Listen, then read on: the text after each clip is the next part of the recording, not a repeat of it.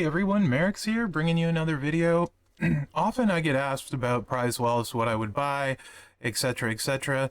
A couple things. I haven't done today's stuff. I'm at 62.5K. That was $60 in spending. Full disclosure, to get there. I can get one plate. I imagine by the time I haven't done any of today's stuff, I imagine by the time I'm done with today's stuff, and I'm not going to spend any more. I've spent more than enough. I will probably be close to 70K-ish, maybe close to 75K.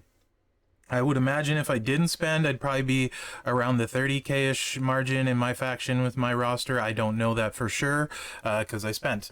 So you can let me know where you were in the comments. But on this prize wall, I hear a lot of chatter and stuff, and the thing I rank the highest, by far, is the Piper plate. It's not even close. The top end potential here is higher than any other plate in the game, including drip plate, in my opinion. And I think that's pretty much the proof is on paper to that. This is a game changer, maybe not on as many people, but most plates, and this might offend some people, they might not agree with it, most plates don't make or break a superstar. They're either good enough on their own with it, and the plate just slightly enhances it. Maybe you get kicked out of a little bit less or that sort of thing. But for the most part, plates don't completely make or break a superstar. This plate on William Regal at 6-star silver, he'll do 100 million turn 1 in feud, not needing a sub. 80 million, somewhere in there. It's crazy. What it does for Apollo's insane. It makes Piper usable. Also, the 100% can be used on tons and tons of pyro people, whether it's, so not the full, it's obviously better with yellows, but you can still use it on lots and lots of other characters. Value-wise, I have 2 Piper plates, right? If I had one, I would get this plate for sure. I'd spend a little bit more to get it, and have a second. If I didn't have it, no question, this is the one I'd take. So after that, I think by far, I think this plate, the cost is horribly high and overrated, 150K. If somehow you manage to get your hands on 150K, I think you'd be better off not taking that. I would take, if I had 150K, I would take the Sheriff's Badge and another Piper's Power. Yes, it's great on some people, but I don't feel like it makes or breaks a superstar. Last Ride to Hell will make Dexter Loomis. It will not make Taker. Doesn't turn him into someone I would use at 6-star silver, even with the drip plate. Not good enough for me.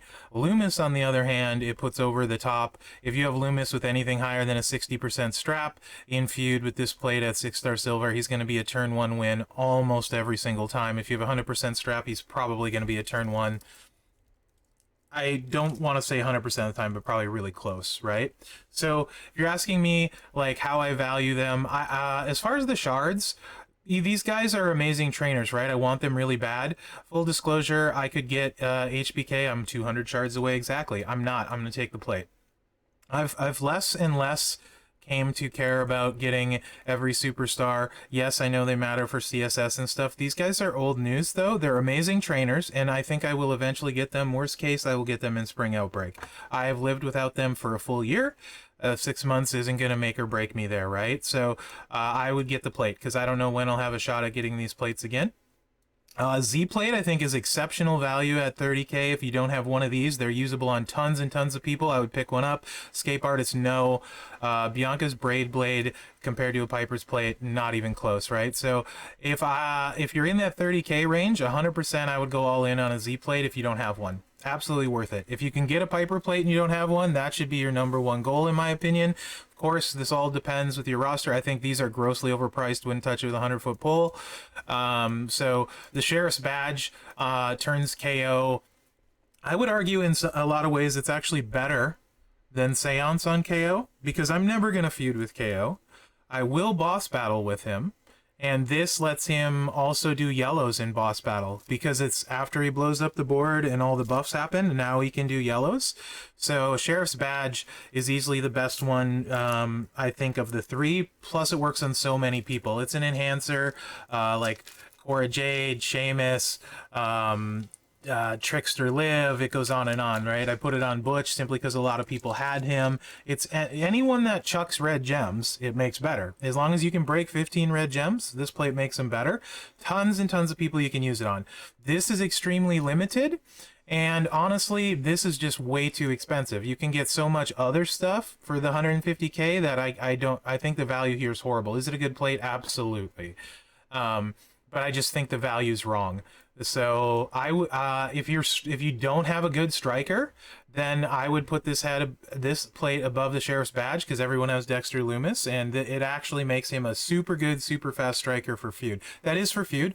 Obviously, it would be great for green gems as well. And something to keep in mind, we saw this last boss battle, other than Zombie Dom, there's not a ton of great green gem guys, and this Dexter would grow the green gem damage because he doesn't need to swipe. So you could continue buffing it for boss. So it's really, really tempting there. In fact, if I got another 60K, I would pick this up for Dexter. That's what I think I would do. Even though I want a third Piper's plate, honestly, after 2, it's enough. You can just move them around if you need to. The rest of the stuff, I mean, if that's where you're at, that's where you're at, right? Like, if that's all you can get, that's what you can get. But as far as the plates go, that's how I would break it down. The shards are great. I don't need any of these guys on my particular roster. He's not going to scale great into 6-star silver. Orton will, but he can cascade, so if you're going to Judgment Day plate him, sure, he's pretty safe. Trainer-wise, he's amazing and makes, what's his face? Big Papa Pump way better. So kind of nice there. But again, I've lived without these guys for a year. I'll be fine for another 6 months to a year. I don't need them, right? This plate I want because it can work on so many people. It's gonna go, and that's the one I'm gonna buy, assuming I don't open one. It's gonna go on Korra for me for the dudes, and I'll actually take KO to 6-star bronze for sure, and mess around with him. And if I like it, which I'm sure I will, he'll go 6-star silver for boss, simply because it's effective on 2 colors then. Anyway, that's my thoughts on the prize wall. At the end of the day, it's just my thoughts. I don't value the tokens at all. I think they're terrible choices. This is my opinion. They're renewable resource. Eventually you get them. These plates, in particular the Piper's Powers, top end is insane. If you don't have one, that should be your goal, in my opinion. But, you know, games should be fun, so do whatever makes you happy. If you like blowing resources and you don't have them, go for it. But that's how I would rank it. Let me know what you think in the comments. Hopefully you found this video useful. If you want to see more prize wall breakdowns and stuff, I'm happy to do them. And give my thoughts, but at the end of the day, just remember my roster isn't your roster, and my thoughts aren't always right. That's just how I would value it. So thanks for watching, guys. I appreciate the support. Remember to like, subscribe, and share, because that really helps me out. Other than that, guys, thanks for watching, and good luck out there. Ooh, I really want those plates. I wish I could get more than one, you know? Multiple would be nice, but it is what it is.